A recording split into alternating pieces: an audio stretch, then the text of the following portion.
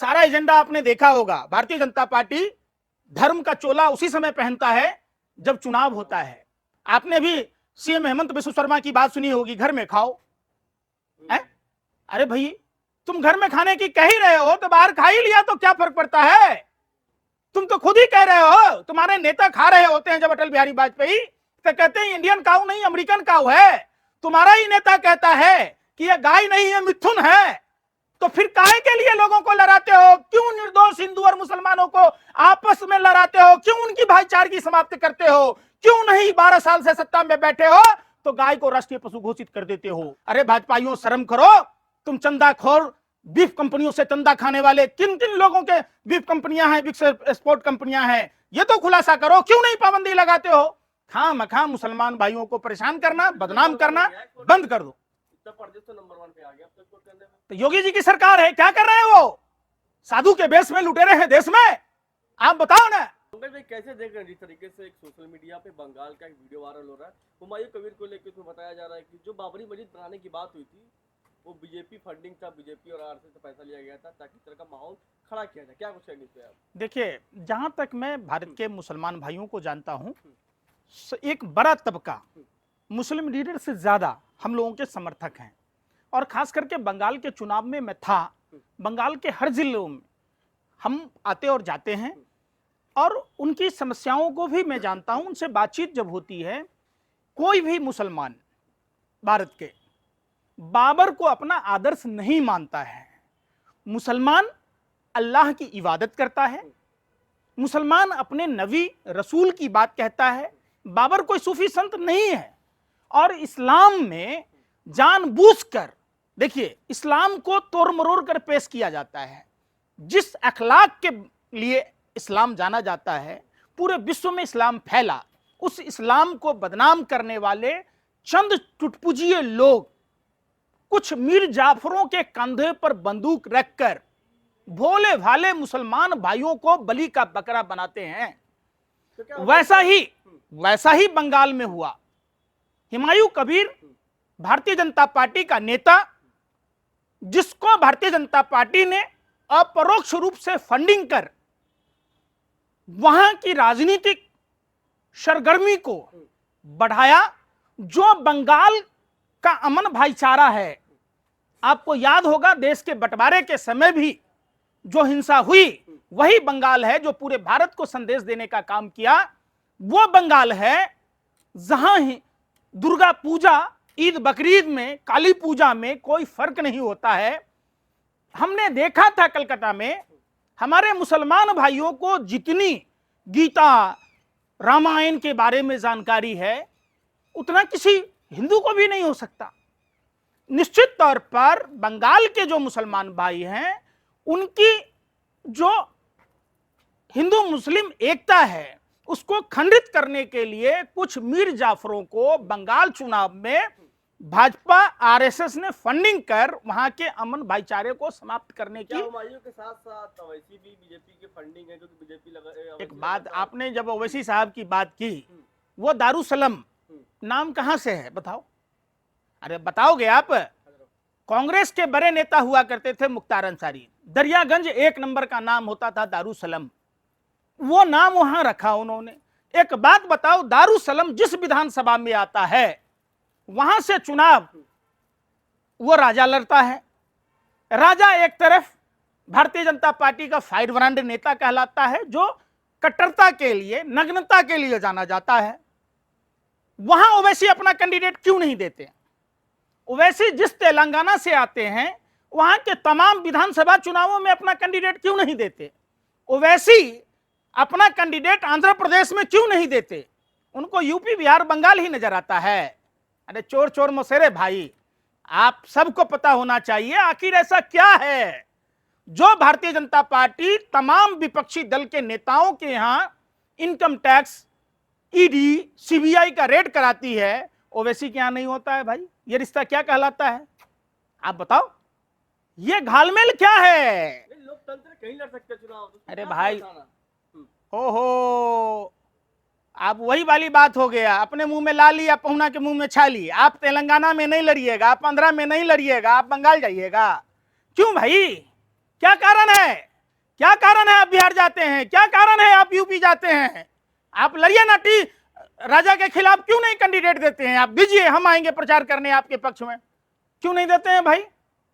ये क्या है?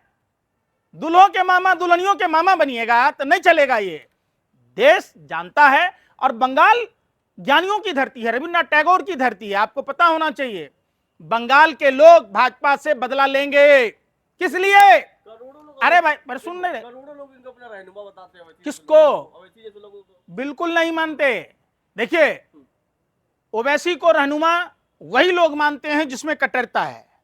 जैसे भाजपा आरएसएस के अंधभक्त हैं, वैसे ही कुछ मुसलमानों में अंधभक्त हैं जो ओवैसी जैसे लोगों के बहकावे में आते हैं।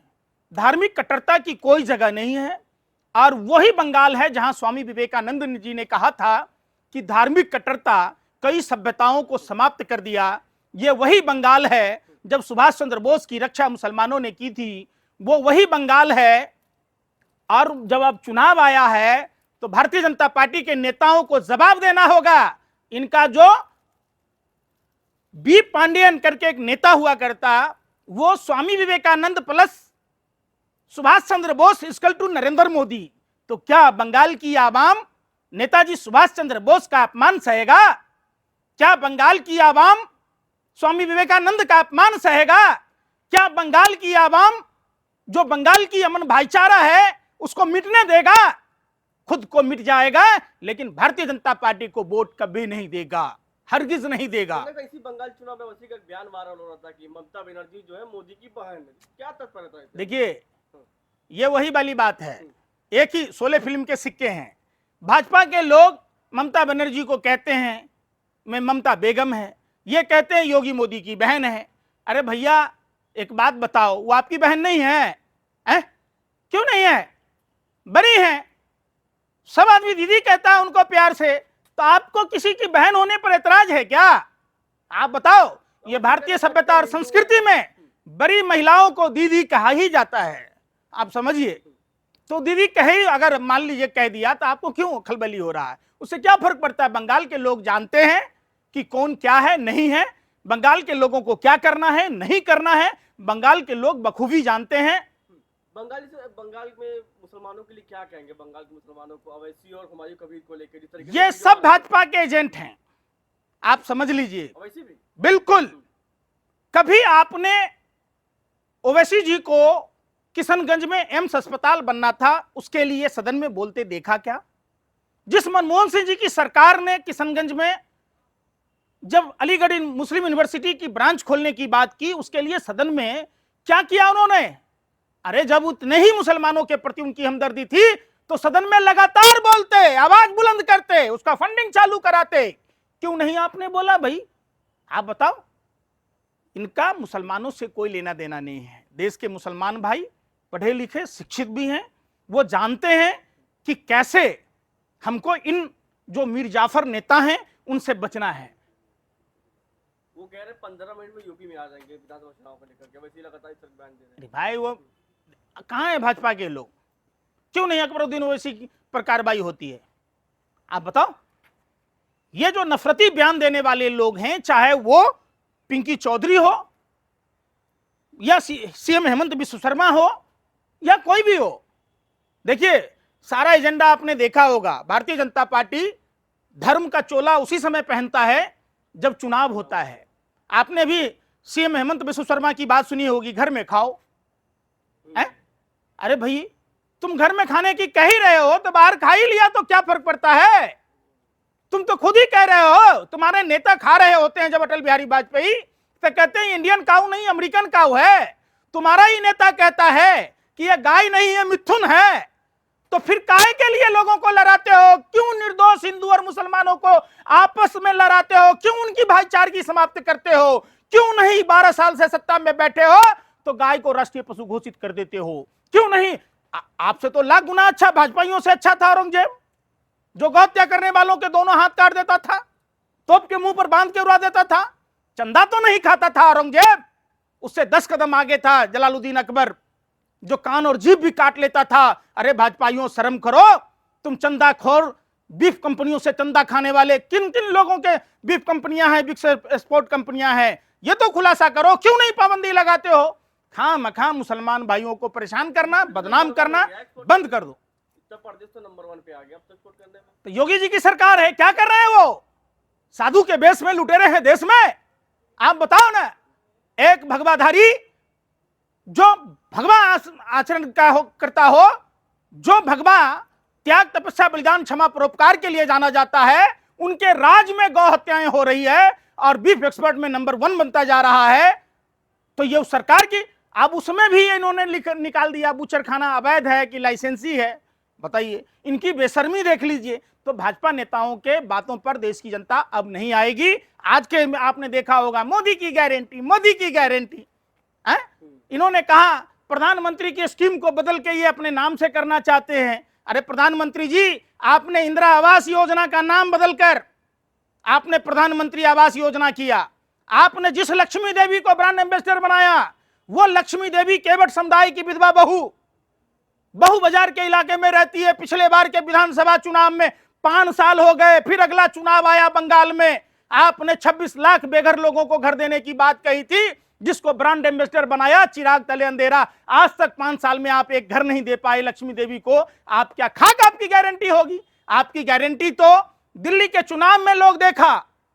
बंगाल के मतदाताओं को जागरूक होने की जरूरत है, होशियार होने की जरूरत है। मोदी जी बंगाल में कह रहे हैं घुसपैठियों पे कार्रवाई होगी, भ्रष्टाचारियों अरे को भाई, जवाबदेही सिस्टम बनाएंगे, ममता को जड़ से हटाएंगे। आप पढ़े लिखे पत्रकार हैं या भाजपा के दलाल हैं? सीमा की सुरक्षा केंद्र सरकार के जिम्मे आता है। आप समझिए कि जब सीमा की सुरक्षा 25 किलोमीटर का दायरा केंद्र सरकार के अंतर्गत आता है, बंगाल में तो आप कहते हैं घुसपैठिया निकाल देंगे। मेघालय में आपके क्या पतलून गीला हो जाता है? मेघालय में क्यों नहीं बारबंदी करते आप? जो बांग्लादेशी आते जाते हैं, चलो हम आप जाके दिखा दें आपको कहां से हो रहा है। आप गजब की बात कहते हैं। ये आसाम में कहते हैं 2 चुनाव लड़ लिए घुसपैठियों पर। आप असम से कितने घुसपैठिए निकाले? आपने दिल्ली से कितने घुसपैठिए निकाले? आपने बिहार से कितने घुसपैठिए निकाले? आप बता दो। मोदी की गारंटी मतलब जुमलों की गारंटी, झूठ की गारंटी, झूठ का पुलिंदा। आपने देखा होगा जो मोदी जी कह रहे, मोदी जी की एक भी बातें सच्ची नहीं होती। आपने कहा था रुपया को डॉलर के बराबर करेंगे, 95 के पार कर गया। शतक लगा के मानोगे क्या मोदी जी? आप महंगाई की बात की थी, महंगाई की मार। अब क्या हुआ महंगाई की मार का? आप बताओ ना। अंधभक्त तो खुश हो रहे हैं कि विश्व गुरु बन गया। अंधभक्त का तो देखिए अर्ज किया है, तबाह होकर तबाही नहीं दिखती। ये तो अंधभक्ति है साहब, इसकी कोई दवाई नहीं बिकती। उनको तो कुछ पता ही नहीं है। वो बेचारे गोबर को च्यवनप्राश समझकर खाते हैं, उनके सोचने की शक्ति ही नहीं है। तो वो कहां से सोचेंगे? वो तो हराम के खाने वाले लोग हैं। जो लोग हराम के खाते हैं वो भाजपा का गुण गाते हैं।